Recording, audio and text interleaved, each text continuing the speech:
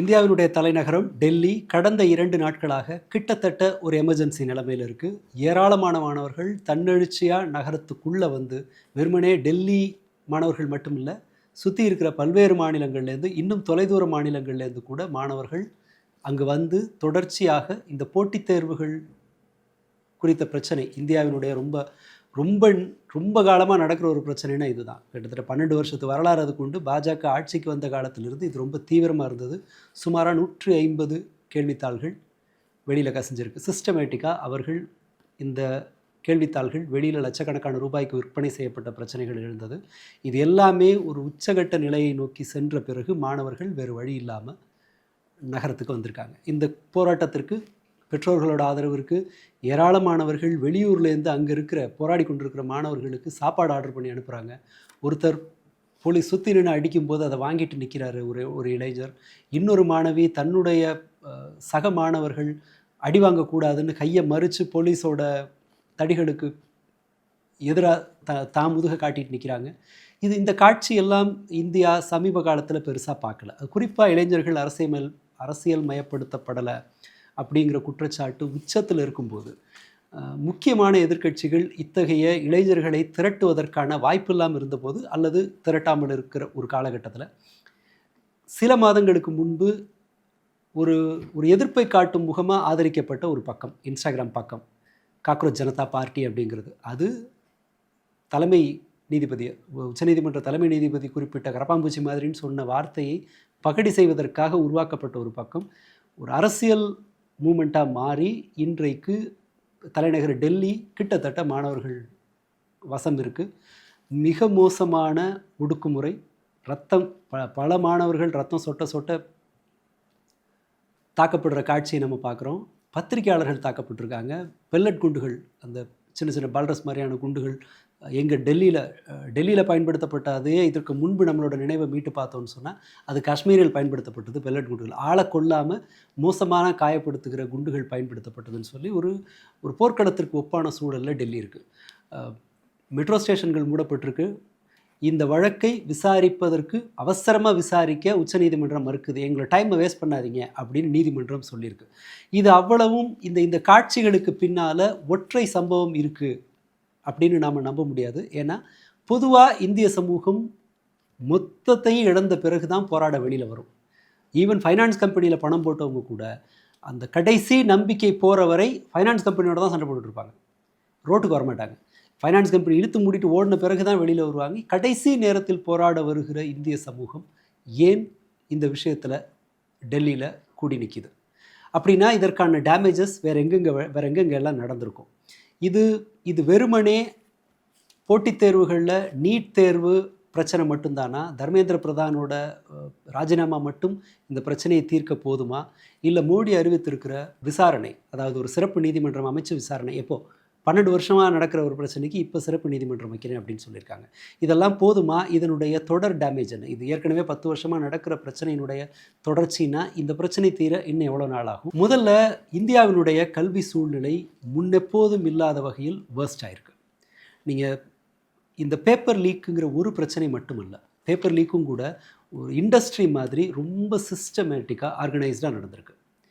பல லட்சம் ரூபாய்களுக்கு பல்வேறு மாணவர்கள் பல்லாண்டு காலம் தங்களுடைய சொத்தெல்லாம் இழந்து படித்து வர்ற ஒரு காலத்தில் எங்கேயோ யாரோ ஒருவர் தன்னோட நெட்வொர்க்கை பயன்படுத்தி 10 லட்சத்துலேருந்து 20 லட்சம் கொடுத்து கொஸ்டின் பேப்பரை வாங்கி எழுதுகிற ஒரு சூழல் ஒரு முறை 2 முறை இல்லை. ஒரு தவறு ஒரு இன்ஸ்டிடியூஷனில் தொடர்ந்து நடக்குதுன்னா அது எதேச்சையாக நடப்பதல்ல, அந்த தவறு ஒரு சாய்ஸ். அது ஒரு ஃபேக்ட்ரி மாதிரி ஆர்கனைஸ்டாக நடக்குது அப்படின்னு தான் நம்ம புரிஞ்சுக்கணும். ஒருவேளை இல்லை அது போதலை, அவங்களுக்கு அறிவு பத்தலை, திறமை பத்தலை அப்படின்னு நீங்கள் வச்சுக்கிட்டிங்கன்னா இன்னொரு சிஸ்டம் அவர்களுக்கு தண்டனை கொடுத்துருக்கணும்.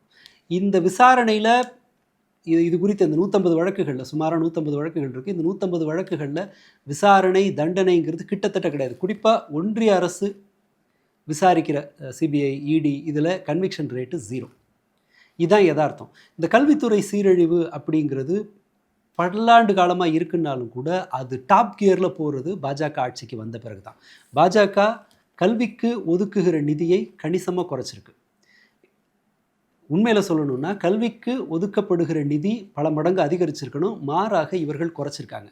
சாலை பணிகளுக்கு 3 மடங்கு நிதி அதிகரிக்கப்பட்டிருக்கு. பட் ஸ்கூல் எஜுகேஷனுக்கு நிதியை ஒதுக்குறதுங்கிறது பாஜக மாதிரியான ஒரு அடிப்படைவாத கட்சிக்கு ஒரு பெரிய நெருக்கடி. படித்தான்னா அது ரிஸ்க். அவன் வேலை கேட்பான், படிக்கிறவன் வேலை கேட்பான், படிக்கலைன்னா ஏதாவது கொத்து வேலைக்கு போவான். அதனால் பாஜக இது அதனுடைய கொள்கையின் தொடர்ச்சியாகவே கல்விக்கான நிதியை குறைக்குது. 2வது, கல்விக்கான நிதியை குறைக்கும் போது ப்ரைவேட் பிளேயர்ஸ் அந்த இடத்துக்கு உள்ளே வருவாங்க. தனியார் நிறுவனங்கள் லாப நோக்கத்தோடு மட்டும்தான் செயல்படும். புதிய கல்விக் கொள்கை கிட்டத்தட்ட ஒட்டுமொத்த கல்வித்துறையும் தனியார் மயமாக்க போகுது அப்படிங்கிறதான் அதனுடைய பக்கங்கள்லாம் சொல்லுது. ஸ்லோவாக கல்வி அரசால் கைவிடப்படும் போது, கல்வித்துறைக்கு அரசால் புதிய பிரச்சனைகள் உருவாகும் போது மக்கள் கூடுதலாக செலவிட வேண்டிய சூழ்நிலைக்கு ஆளாகிறாங்க. பேப்பர் லீக் ஒரு பிரச்சனை, கல்வி கூடுதல் செலவு பிடிக்கக்கூடியதாக இருக்குது. இதில் போட்டித் தேர்வுகளை நீட் மாதிரியான ஒரு போட்டித் தேர்வு, ஐஐடி, ஜேஇ இதெல்லாம் கல்விக்கு இணையான அல்லது கல்வியை விட கூடுதல் நிதியை தின்கிற ஒரு இடமா மாறுது. நீங்கள் ஒரு 6வதுல நான் ஒரு ஜேஇ படிக்கணும், ஜேஇ படிச்சுட்டு ஐஐடி போகணுன்னு ஒரு மாணவன் நினச்சா, அல்லது நீட் படிக்கணும்னு நினச்சா அதற்கான தயாரிப்புகள் 6வதுலேருந்து ஆரம்பிக்கணும். அப்போ தான் உங்களால் அந்த போட்டியில் ஃபஸ்ட் அட்டெம்ப்டில் அல்லது 2வது அட்டெம்ப்டில் ஜெயிக்க முடியும். 6வதுலேருந்து நீங்கள் நீட்டுக்கோ ஜேஇயோ தயாரிக்கிறீங்கன்னு சொன்னால் அதற்கான ஃபீஸு கிட்டத்தட்ட 5லேருந்து 10 லட்ச ரூபா ஆகும். ஆன்லைன் கோர்ஸாக இருந்தால் 3 லட்ச ரூபா அப்படிங்கிற மாதிரி ஆகலாம். அல்லது நேரடியாக வகுப்பில் போகிறதா இருந்தால் 5லேருந்து 10 லட்ச ரூபா செலவாகும். வழக்கமாக ஒரு 10, 15 லட்ச ரூபா குறைஞ்சபட்சம் ஒரு ப்ரைவேட் ஸ்கூலில் படிக்க வைக்கும்போது +2 வரைக்கும் முடிக்கிறதுக்கு 15-20 லட்ச ரூபா ஆகுங்கும்போது இது கூடுதல் சுமையாக பெற்றோர்களுக்கு வந்து நிற்கிது. அவர்கள் தங்களுடைய ஒட்டுமொத்த சேமிப்பை அல்லது பரம்பரை சொத்தை இழந்து தான் ஒரு பையனை அல்லது பொண்ணை படிக்க வைக்க முடியுங்கிற ஒரு சூழல் பெற்றோர்களுக்கு இது ஒரு நெருக்கடி. கல்லூரி ஃபீஸும் கூட நாம் நினச்சிட்டு இருக்க மாதிரி சுலபமானதில்லை. பள்ளி நீங்கள் ஒரு பெரிய ஹை கிளாஸ் பள்ளியாக அல்லது ஒரு உயர் நடுத்தர வர்க்கத்துக்கான பள்ளியாக இருந்தால் 3 லட்ச ரூபா 4 லட்ச ரூபா வருஷத்துக்கே செலவாகும். அதையே நாம் ஐஐடி மாதிரியான கல்வி நிறுவனங்கள்னு பார்த்தோம்னு சொன்னால் ரொம்ப சாதாரண ஒரு செமஸ்டருக்கு 1 லட்ச ரூபா ஃபீஸ் மட்டுமே ஆகும். அவங்க மற்ற செலவினங்கள் இருக்குது, இதெல்லாமே இருக்குது. இல்லை நீங்கள் ஐஐடி, ஐஐஎம் மாதிரி ஒரு கல்லூரிக்கு போகணுன்னா 99 விழுக்காடு மாணவர்கள் 10 லட்ச ரூபா ஏற்கனவே செலவு பண்ணியிருக்கணும். அதன் பிறகும் கூட இப்போ ஐஐடி மிஸ் ஆகுதுன்னு சொன்னால் விஐடி மாதிரியான அல்லது வேறு பிரபல குறைந்தபட்சம் வேலையை உறுதியளிக்கிற வகையில் இருக்கிற கல்லூரிகளுக்கு 40-50 லட்ச ரூபா செலவாகும். ஒரு இந்திய நடுத்தர வர்க்கத்தின் ஒட்டுமொத்த சேமிப்பை தின்னுடுற அளவுக்கு இந்தியாவினுடைய கல்விக்கான செலவினங்கள் இருக்குது. மிகச்சிலரால் மட்டும்தான் ரொம்ப செலவு பண்ணாமல் படித்து வெளியில் வர முடியும். இது போன்ற நிறுவனங்கள், போட்டித் தேர்வுக்கு தயாரிக்கிற நிறுவனங்கள் ஆண்டுக்கு ஒரு 70,000 கோடி ரூபாய் வரைக்கும் சம்பாதிக்கிறாங்க. அவர்களோட வருமானம் இருக்குது. 70,000 கோடி வருமானம்னு சொன்னால் அது எங்கிருந்தோ வெளிநாட்டு மூலதனத்திலேருந்து வர்றதில்லை. இந்த மொத்த வருமானமும் இந்திய பெற்றோர்கள் பாக்கெட்லேருந்து வர்றது. இவ்வளவு பணத்தை விழுங்குகிற இந்த துறையில் தான் சர்வசாதாரணமாக கேள்வித்தாள்கள் வெளியில் லீக் ஆகி அது பல லட்சம் ரூபாய்க்கு விற்கப்படுது. இது ஒரு பிரச்சனை. அடுத்ததாக, இவ்வளவு செலவு பண்ணினாலும் கூட வேலைவாய்ப்பு உத்தரவாதம் இருக்கா அப்படின்னா அது ஒரு மோசமான சூழலை நோக்கி போயிட்டுருக்கு. இப்போ நடந்துகிட்ருக்குது, நகர்ப்புறங்களில் வேலை இல்லாத மக்கள் கிராமப்புறங்களை நோக்கி போகிறாங்க. சூரத்தில் செயற்கை வைரம் பட்டை தீட்டுற தொழிலில் இருந்த மக்கள்லாம் கிராமப்புறங்களை நோக்கி போகிறாங்கன்னு செய்தி வருது. ரிவர்ஸ் மைக்ரேஷன் கொரோனா காலத்துக்கு பிறகு இந்தியாவில் அதிகரிக்குது. ஐஐடி மாதிரியான உயர் தொழில்நுட்ப நிறுவனங்களில் படித்த மாணவர்களுக்கு வேலை இல்லாத சூழல் நிலவுது. பலர் வேலை இழக்கிறாங்க, வருமானம் குறையுது, விலைவாசி அதிகரிக்குது. அப்படிங்கும்போது மக்கள் ஏற்கனவே இருக்கிற வேலையை தொலைக்கிறாங்க. புதுசாக அரசாங்க வேலை கிடைக்கிறது குறைவாக இருக்குது. அதுலேயும் ஏகப்பட்ட தில்லுமுள்ளு நடக்குதுங்கும் போது இது போன்ற போராட்டங்களை நடத்த வேண்டிய சூழலுக்கு மாணவர்கள் தள்ளப்படுறாங்க. அடுத்த ஒரு பெரிய பிரச்சனை, இந்த போராட்டத்தில் இதுவரைக்கும் பாஜகவை பெருமளவு ஆதரித்த நடுத்தர வர்க்கம் இந்த போராட்டத்துக்கு ஆதரவளிக்குது. அதாவது பாஜகவை நடுத்தர வர்க்கம், வட இந்திய நடுத்தர வர்க்கம் கைவிடுது அப்படின்னு எடுத்துக்கலாம்.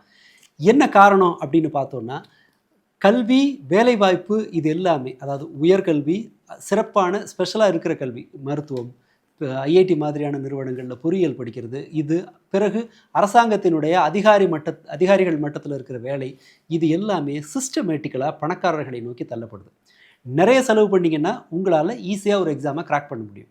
நீங்கள் காத்திருக்க உங்களால் முடியும், தொடர்ந்து முயற்சி செய்ய முடியும், இன்னும் பெரிய இன்ஸ்டியூட்டுகளுக்கு போக முடியும், நீண்ட காலம் உங்களால் முதலீடு செய்ய முடியும், அதிக பணத்தை முதலீடு செய்ய முடியும்னா நம்மால் ஒரு அரசு வேலை பெறுவதுங்கிறதும் ஒரு ஐஐடி மாதிரியான ஒரு ப்ரீமியம் இன்ஸ்டியூட்டுக்கு போகிறதுங்கிறதும் சாத்தியம். அப்போ என்ன நடக்குதுன்னா, கடந்த 20 ஆண்டுகளில் அரசு பணிகளுக்கு வர்றவங்க பெரும்பாலும் பணக்காரர்கள் தான் வர்றாங்க. ஏன்னா அவங்களால தான் அந்த பெட்டு கட்ட முடியுது. கல்வி நிறுவனங்களும் இப்படி தாங்கும்போது இவர்களுடைய நம்பிக்கையாக இருந்த ஒரு நடுத்தர வர்க்க பெற்றோர்கள் தங்கள் குழந்தையை எந்த நம்பிக்கையில் இவ்வளவு படிப்பு படிக்க வச்சாங்களோ அந்த நம்பிக்கையில் மண் விழுந்திருக்கு. இது அவர்களோட ஃப்ரஸ்ட்ரேஷனுக்கு இன்னொரு முக்கியமான காரணம். குறிப்பாக நீட்டோட பிரச்சனை ஈவன் இந்த போராடுறவர்களுக்கும் கூட பெரிய அளவில் தெரியும்னு நான் நம்பலை. தமிழ்நாட்டிலையும் கூட இது குறித்த விழிப்புணர்வு ஒப்பீட்டளவில் கொஞ்சம் குறைவாக தான் இருக்க முடியும். நீட் நம்முடைய மாணவர்களுக்கு எதிரானதுங்கிற அளவில் நமக்கு பரவலான புரிதல் இருந்தாலும் அது எவ்வளவு தீவிரமான சேதங்களை பள்ளி அளவில் உருவாக்கியிருக்குன்னு பார்த்தோன்னா அது நாம் நினச்சிட்டு இருக்கிறத விடவும் பிரம்மாண்டமாக இருக்கும். வேற ஒன்றும் இல்லை, இப்போ சமீபமாக பார்த்தீங்கன்னா மாணவர்களுக்கு 10வது படிக்கும்போதே ஒரு நெருக்கடி உருவாயிடுது. அவர்கள் மெடிக்கலை சூஸ் பண்ணுறதா அல்லது வேறு எங்கேயாவது போகிறதா. நீட்டுங்கிற ஒரு சாய்ஸ் அவங்க எடுத்துட்டாங்கன்னு சொன்னால் அதுக்கு பணம் செலவு பண்ணணும், நீண்ட நேரம் செலவிடணும். இங்கே இவருடைய +2 எக்ஸாம் எழுதுறதுக்கு ஒரு பக்கம் முயற்சி எடுக்கிற அதே அளவுக்கு எஃபர்ட்டை நீங்கள் அதுக்கு வெளியில் எடுக்கணும். கிளாஸுக்கு சிறப்பு வகுப்புகளுக்கு போகலன்னு சொன்னால் இந்த அப்ஜெக்டிவ் எக்ஸாமுக்காக நீட் எக்ஸாமுக்கு தனிப்பட்ட முறையில் பல்லாண்டு ப்ரிப்பேர் பண்ணலைன்னா உங்களால் ஃபஸ்ட்டு செகண்ட் அட்டம்ப்டில் கிளியர் பண்ண முடியாது. ஏன்னா 6வதுலேருந்தே இன்னொருத்தர் அங்கே தயாரிச்சுட்டு இருக்காங்கும்போது இந்த நிர்பந்தம் எல்லா மாணவர்களுக்கும் பரவுது. ஸோ இந்த காலத்தையும் இந்த நேரத்தையும் பணத்தையும் செலவிட முடியாதவர்களுக்கு இந்த படிப்புங்கிறது அச்சுறுத்தக்கூடியதாக இருக்குது. அப்போது நல்லா படிக்கிற பசங்க இந்த ரிஸ்க்கை எடுக்க வேணாம், இவ்வளவு செலவு பண்ண வேணாங்கிறதுனால நல்லா படிக்கிற, அதாவது மெடிக்கலுக்கு உங்களுக்கு நிறைய படிக்கிற திறன் இருக்கிற, எல்லாத்தையும் ஞாபகம் வச்சுக்கிற, கணிதத்தில் பயாலஜியில் ஸ்கில் இருக்கிற பசங்க தான் அங்கே வரணும். நேச்சுரலி ஒரு டாப்பர் மட்டும்தான் பயாலஜி எடுக்கும்போது அவங்க டாக்டருக்கு போக முடியும். இந்த மாதிரி ஒரு பேட்டர்ன் நம்மக்கிட்ட இருந்தது. இப்போது நல்லா படிக்கிற மாணவர்கள் பயந்து போய் என்ன செய்கிறாங்கன்னு சொன்னால் அந்த பயாலஜி செக்ஷனை விட்டுட்டு காமர்ஸ் மாதிரியான இடங்களுக்கு போகிறாங்க, பிகாம் படிக்கிறதுக்கான படிப்புக்கு போகிறாங்க. இதுவரை தமிழ்நாட்டில் சிஸ்டம் எப்படி இருந்தது? காமர்ஸை இந்த மாதிரியான காமர்ஸ் படிப்பை அக்கௌண்டன்சி எல்லாம் யார் படிப்பாங்கன்னா கொஞ்சம் ஆவரேஜான பசங்க படிப்பாங்க. ஸோ நல்லா படிக்கிறவங்களுக்கு ஒரு பாதை இருந்தது, ஆவரேஜாக படிக்கிறவங்களுக்கு ஒரு பாதை இருந்தது. இப்போ நல்லா படிக்கிறவங்க இந்த பணம், இந்த அன்சர்டைனிட்டி, நீட் எக்ஸாமினுடைய நிச்சயமற்ற நிலை இருக்கு இல்லையா, பேப்பர் லீக் ஆகலாம், நம்ம ஃபெயில் ஆகலாம், மல்டிபிள் அட்டம்ப்ட்ஸ் எடுக்கும்போது காலம் போகலாம், நமக்கு ஜூனியர் நம்மளை தாண்டி போவான். இந்த நெருக்கடிக்கு பயந்து அவர்கள் சராசரி மாணவர்கள் படிக்கிற ஒரு துறைக்கு வர்றாங்க. இப்போ சராசரி மாணவர்களுக்கு அவர்களோட விருப்பத்துக்குரிய பாடம் இல்லை, அவர்கள் வேறு வழி இல்லாமல் ஃபஸ்ட் குரூப்புக்கு வர்றாங்க. இது பள்ளிகளில் ரொம்ப மோசமான டேமேஜை உருவாயிருக்கு. ஏன்னா ரொம்ப அவ்வளவா படிப்பில் ஆர்வம் காட்ட முடியாத மாணவர்களுக்கு கடினமான இயற்பியல், வேதியியல், உயிரியல் பாடங்களை படிக்கிறதுங்கிறது அவங்களுக்கு ஒரு தண்டனையாக இருக்குது. அவர்களுக்கு பாடம் சொல்லி கொடுக்கறதுங்கிறது ஆசிரியர்களுக்கு ஒரு தண்டனையாக இருக்குது. வகுப்பறைன்னு சொல்ல முடியாது, மாணவர்களை நீட் தமிழ்நாட்டில் 2ஆக பிளந்திருக்கு. வெளிமாநிலங்கள் எப்படின்னு எனக்கு தெரியாது, இங்கே இந்த டேமேஜ் நடக்குது. இதனுடைய நீண்டகால பிரச்சனை என்னன்னு பார்த்தோன்னா, இப்போ சயின்ஸில் எடுக்கிறவங்க, சயின்ஸில் ஆர்வம் இருக்கவங்க எல்லாம் சயின்ஸுக்கு அவங்க நீட்டுக்கு தயாரித்து முடியலைங்கும்போது, அல்லது டாப்பர் எல்லாருமே எக்ஸாம் எழுதி +2 எக்ஸாமை சொல்கிறேன், +2 எக்ஸாம் எழுதி நல்லா படிக்கிறவன் டாக்டர் ஆவான், அதுக்கு அடுத்து இருக்கிற வேறு துணை மருத்துவ படிப்புகளை படிப்பாங்கன்னு ஒரு ஸ்ட்ரக்சர் இருந்தது. அந்த ஃப்ளோ இப்போ கட் ஆகிருக்கு, சப்ளை இப்போ குறைஞ்சிருக்கு. அந்த சப்ளைலையும் கூட டாப்பர்ஸ் வர வேண்டிய இடத்துல சராசரி மாணவர்கள் வர்றாங்கங்கும் போது நமக்கு இது புதுசு. சராசரி மாணவர்களை தயாரிக்க முடியுமா முடியாதாங்கிறது வேற ஒரு டிபேட், அது கல்வியாளர்கள் சொல்ல வேண்டியது. ஆனால் இந்த சப்ளை கட் ஆகும்போது நம்முடைய அந்த கல்வி புலம் ஒரு ஷேக்குக்கு ஆளாகுது. அப்போது துணை மருத்துவ படிப்புகளுக்கு ஆள் குறையும், அல்லது அதை தேடுறதுக்கு அவங்க கஷ்டப்படுவாங்க. மாறாக ரொம்ப நல்லா படிக்கிற பசங்க ரொம்ப சுலபமாக பாஸ் ஆகிற மாதிரியான துறைகளுக்கு போகிறாங்க. இது நம்முடைய எதிர்கால மேன்பவர் சப்ளைக்கு, சிறப்பு படிப்புகளில் தமிழ்நாட்டுக்கு தேவையான துறைகளில் ஆட்கள் கிடைக்கிறதுல ஒரு பெரிய டேமேஜை உருவாக்கியிருக்கு. இதனுடைய விளைவுகளை நாம் வயசானவங்க ரிட்டையர்ட் ஆக சந்திப்போம். இது ஒரு பிரச்சனை. அடுத்ததாக இது உருவாக்குகிற அவநம்பிக்கை இருக்குல்ல, மாணவர்களுக்கு உருவாக்குகிற பேனிக் இருக்குல்ல. எக்ஸாமில் பாஸ் பண்ணுவேன்னா, இப்போ ஒரு மாணவர் பயாலஜியை சூஸ் பண்ணுறாங்க அப்படின்னு சொன்னால் அவங்க உறுதியாக எம்பிபிஎஸ் எடுக்கணும், அதுக்கு எடுக்கணும்னா எத்தனை வாட்டி அதுக்கு அட்டெம்ப்ட் எடுக்கணும், எவ்வளவு நம்மளால் செலவு பண்ண முடியும்னு சொல்லி ஒரு மாணவர் இதுவரை தன் வாழ்க்கையில் எதிர்கொள்ளாத ப்ரெஷரை எதிர்கொள்கிறாங்க. ஏராளமான கணக்கு போடணும் படிக்கிறதுக்கு வெளியில். ஒருவேளை 2 வருஷம் அட்டெம்ப்ட் எடுத்தால் அப்பா ஏதாவது சொல்லுவார், அவங்களால தாங்க முடியுமா, நம்முடைய பெற்றோருக்கு சுமையாக மாறணுமா, இந்த அவ்வளவு கதையும் நீட்டுக்காக தன் உயிரை மாய்த்து கொண்ட மாணவர்களோட கடிதங்களில் பார்க்கலாம். என்னை மன்னிச்சிருங்க, இதுக்கு மேலே உங்களுக்கு சுமையாக இருக்க விரும்பலைன்னே இந்தியாவில் பல மாணவர்கள் கடிதம் எழுதி வச்சுருக்காங்க.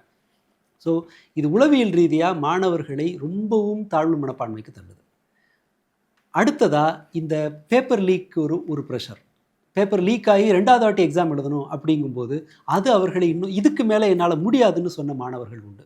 இந்த நீட் ஏதோ ஒரு போர்க்களத்துக்கு கொஸ்டின் பேப்பர் லீக் ஆகிறதுக்கு அரசு பொறுப்பேற்கணும். ஆனால் இந்த கொஸ்டின் பேப்பர் லீக்குக்கான பனிஷ்மெண்ட்டை மாணவர்கள் அனுபவிக்கிறாங்க.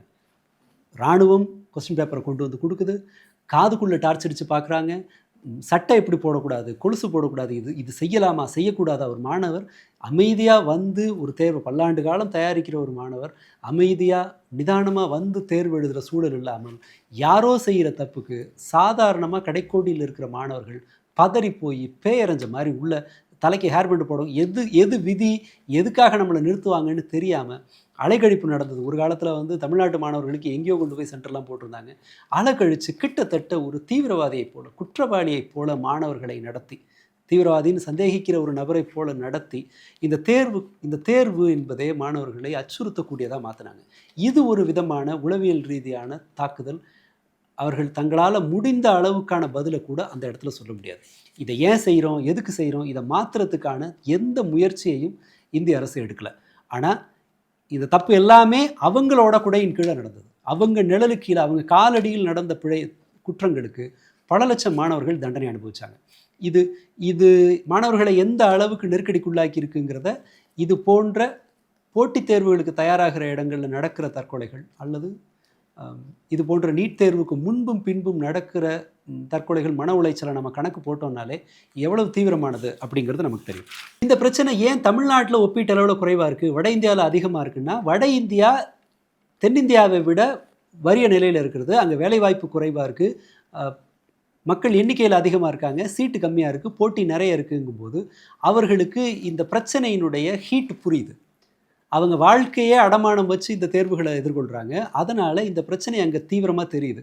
இன்றைக்கி வட இந்தியாவில் இதனுடைய வெப்பத்தை உணர்றாங்கன்னு சொன்னால் ரொம்ப சுலபத்தில் தமிழ்நாடும் அதை உணரும். இது வடநாட்டினுடைய பிரச்சனை, தமிழ்நாட்டில் சினிமாவை கொண்டாடுறாங்க அப்படிங்கிற மாதிரியானது ஓரளவு உண்மையாக இருக்கலாம். பட் இது ரொம்ப நாள் இல்லை. நாம் ஒரு காலத்தில் போராடிய போது வட இந்தியா அமைதியாக இருந்துச்சு. இப்போ பிரச்சனையின் தீவிரத்தை வட இந்தியா உணர்கிறது, நாம் கொஞ்சம் ரெஸ்ட் எடுக்கிற காலத்தில் இருக்கோம். ஆனால் தமிழ்நாட்டுக்கு இந்த பிரச்சனை வர்றதுக்கு ரொம்ப நாள் ஆகாது, ரொம்ப சீக்கிரமே இதை நாம் எதிர்கொள்வோம். கெடுவாய்ப்பாக பாஜக எப்படி மாணவர்களை அங்கே கையாளுதோ அதுக்கு கொஞ்சமும் குறைவில்லாத வகையில் தமிழ்நாட்டில் கையாளுறாங்க. எடப்பாடி காலத்தில் எப்படி போராட்டங்கள் ஒடுக்கப்பட்டதோ, பாஜகவுக்கு எதிரான போராட்டங்கள் ஒடுக்கப்பட்டதோ அதுக்கு கொஞ்சமும் குறைவில்லாத வகையில் இப்போது ஒடுக்கப்படுறாங்க மாணவர்கள். இந்த பிரச்சனை தமிழ்நாட்டிலும் தீவிரமாகிறதுக்கு ரொம்ப காலம் ஆகாது. இது மற்ற அமைப்புகள் அதை எப்படி கையாள போகிறாங்கன்னு தெரில. பட் ஸ்டில் இது தமிழ்நாட்டிற்கு நடக்க வாய்ப்பு இல்லாத பிரச்சனைன்னு நம்ம கருத முடியாது. போலீசிங்னால இந்த பிரச்சனையை தீர்த்திட முடியுமா, கடுமையான கட்டுப்பாடுகள் விதிமுறைகளால் அப்படின்னா பாஜகனுடைய 12 ஆண்டு கால வரலாறுல இதுக்கு பதில் இருக்குது. அவர்களால் இந்த தேர்வை கடினமாக்கி பேப்பர் லீக்கை தடுக்க முடியாது, அதுதான் யதார்த்தம். 2வது, இந்த விசாரணை அமைப்புகள் இந்த ஊழலுக்கு தொந்தரவில்லாத வகையில் நடக்கிறது போல தான் தெரியுது. ஏன்னா உறுதியாக யாரும் தண்டிக்கப்படலை. ஸ்டில் தர்மேந்திர பிரதான், இதில் ஒரு ஆச்சரியம் என்னென்னா, தர்மேந்திர பிரதான் இந்த மாதிரியான கேள்வித்தாள் லீக்கான விவகாரத்துக்கு போராடி அவர் கையை உடைச்சிட்டு இருந்தார். 1997 கையை உடைச்சிட்டு இருக்கார். இப்போ அவர் தான் இத்தனை பெரிய போராட்டத்தை வேடிக்கை பார்த்துக்கிட்டு சீட்டை விட்டு நகராமல் இருக்கார். இது ஓகே, இதெல்லாம் வரலாறு, இது இன்றைக்கி நடக்கிறது, இந்த போராட்டம் வெற்றி பெறுமா அப்படின்னு கேட்டால் நம்முடைய இன்சைட் சொல்கிறது என்னன்னு சொன்னால் வாய்ப்பில்லை. பாஜக இது போன்ற ஒரு அடிப்படையில் கொள்கை இல்லாமல், ஒரு ஒருங்கிணைப்பு இல்லாமல் நடக்கிற போராட்டங்களை பாஜக மாதிரியான ஒரு கட்சி அண்ட் எல்லா சென்ட்ரல் இன்ஸ்டியூட்டையும் கேப்சர் பண்ண ஒரு கட்சியால் ஈஸியாக கையாண்ட முடியும். ஈவன் இது கூட ரொம்பவும் கசப்பான அதிக மாணவர்கள் காயப்படுத்தி தான் அந்த பிரச்சனை முடியும் போல தெரியுது, எப்படி ஜல்லிக்கட்டு போராட்டம் இங்கே முடிஞ்சதோ. ஆனால் இந்த பிரச்சனை வெறுமனே பேப்பர் லீக்குங்கிறதோட முடிய போகிறது அல்ல. நாம் பல்வேறு முனைகளில் இதற்கான விலையை கொடுத்துட்ருக்கோம். இந்தியாவில் கல்விங்கிறது இப்போது பெருமளவு யூஸ்லெஸ்ஸாக மாறிக்கிட்டு இருக்கு கொஞ்சம் கொஞ்சமாக. ஏன்னா என்ஜினியரிங் படிக்கிறவங்களுக்கு வேலைவாய்ப்பு அளித்து கொண்டிருந்த கார்ப்பரேட் நிறுவனங்கள், ஐடி நிறுவனங்கள் தங்கள் ஆள் எடுக்கிறத குறைக்கிறாங்க. ஏற்கனவே இருக்கிற சீனியர்ஸை வெளியில் அனுப்பிட்டு இருக்காங்க. புதிய வேலைவாய்ப்புகள் உருவாகும் வேகம் கணிசமாக குறைஞ்சிருக்கு. ஷேர் மார்க்கெட்டில் இருக்கிற அந்நிய முதலீடுகள் வெளியில் போகுதுன்னு பார்த்தா வேறு புதிய முதலீடுகள் வர்றது ரொம்ப குறைவாக இருக்குது. வர்ற முதலீடுகளும் குறைவான ஆட்களுக்கு வேலை கொடுக்குற மாதிரி இருக்குது. கிராமப்புற பொருளாதாரம் அடி வாங்குறது, இதெல்லாம் கணக்கு போட்டு பார்க்கும்போது இந்திய பொருளாதாரம் ஒரு முட்டுச்சந்தில் மாட்டுது. அதனால் புதிய வேலை வாய்ப்புகள் உருவாக வாய்ப்பில்லை. இந்திய மாணவர்கள் உலகத்தோடு போட்டி போடுறது அப்படிங்கிறது சாத்தியம் குறைஞ்சிக்கிட்டே இருக்குது. ஏன்னா நாம் ஏற்கனவே இருக்கிற உயர்கல்வி நிறுவனங்களை காவிமயமாக்கிக்கிட்டே இருக்குது இந்திய அரசாங்கம். அதில் சமஸ்கிருதம் படிக்க சொல்கிறதும், மகாபாரதம் படிக்க சொல்கிறேன்னு சொல்கிறதும், ஆராய்ச்சிக்கு ஒதுக்குகிற நிதி மாட்டு சாணியை ஆராய்ச்சி பண்ணுறதுக்கு நிதி ஒதுக்கப்படுதுன்னு சொல்லி சிஸ்டமேட்டிக்காக உயர்கல்வித்துறை பாழடிக்கப்படுவதால் இப்போது துணைவேந்தர்களை மத்திய அரசு கட்டுப்பாட்டுக்குள்ளே போகும்போது இந்த இந்துத்துவ கொள்கைகள் எல்லா கல்லூரிகள்லேயும் வரும். சர்வதேச அளவில் அறிவியல் பூர்வமாக போட்டி போடுவதற்கு தகுதியுடைய மாணவர்கள் இந்தியாவில் இனி உருவாகிறதுக்கான வாய்ப்பு குறைவு. வேலைவாய்ப்பு இல்லை, கல்வி மோசமாக இருக்குது. அப்படிங்கும்போது இந்த போராட்டம் இன்னும் சிஸ்டமேட்டிக்காக மாறி அதற்கான அடிப்படை காரணங்களை களைவதற்கான ஒரு திட்டத்தோடு, ஒரு ஒருங்கிணைப்போடு, உரிய வழிகாட்டுதலோடு ஒரு போராட்டம் நடந்தால் கூட இன்னும் 10-12 வருஷம் ஆகும் இந்த பிரச்சனையை சரி செய்வதற்கு. ஆனால் நம்ம விரும்புகிறது எல்லாமே வாழ்க்கையில் நடக்கும்னு சொல்ல முடியாது. ஸோ இது ஓரளவுக்கு இந்த போராட்டத்தினுடைய தேவை, மாணவர்களுடைய கோபம், இது எல்லாமே நியாயமானது. அதை ஆதரிக்கணுங்கிற அதே வேளையில் இதை இன்னும் ஒருங்கிணைப்பதற்கு, இதை இன்னும் எல்லாருக்கும் கொண்டு போகிறதுக்கு ஒரு விவசாயிகள் போராட்டம் மாதிரியான ஒரு தொடர்ச்சியான ஒழுங்கோடு ஒரு போராட்டமாக நடக்கிற பட்சத்தில் மட்டும்தான் இதற்கான தீர்வுங்கிறது சாத்தியம். ஈவன் அரசாங்கம் ஒத்துழைச்சாலே இதற்கு தீர்வு காண்றதுங்கிறது ஒப்பீட்டளவில் கஷ்டம். அரசின் ஒத்துழைப்பு இல்லைங்கும்போது அது இன்னும் கடினமாகும். மத்திய அரசுக்கும் தமிழ்நாட்டு மாநில அரசுக்குமான கையாளும் முறையில் எனக்கு பெரிய வித்தியாசம் இருக்க மாதிரி தெரில. ஒரு கடினமான காலத்தை எதிர்நோக்கி இந்திய பெற்றோர்களும் மாணவர்களும் இருக்காங்கங்கிறது தான் யதார்த்தம். இந்த சூழலை எப்படி எதிர்கொள்கிறதுங்கிறதுக்கு பல்வேறு வழிகள் இருக்கலாம். ஆனால் அதை தெரிஞ்ச பல பேர் விவாதிப்பாங்க. ஆனால் இந்த சூழலை புரிந்து கொள்வதுங்கிறது தான் இந்த பிரச்சனையிலிருந்து வெளியே வருவதற்கான முதல் ஸ்டெப்பாக இருக்கும்.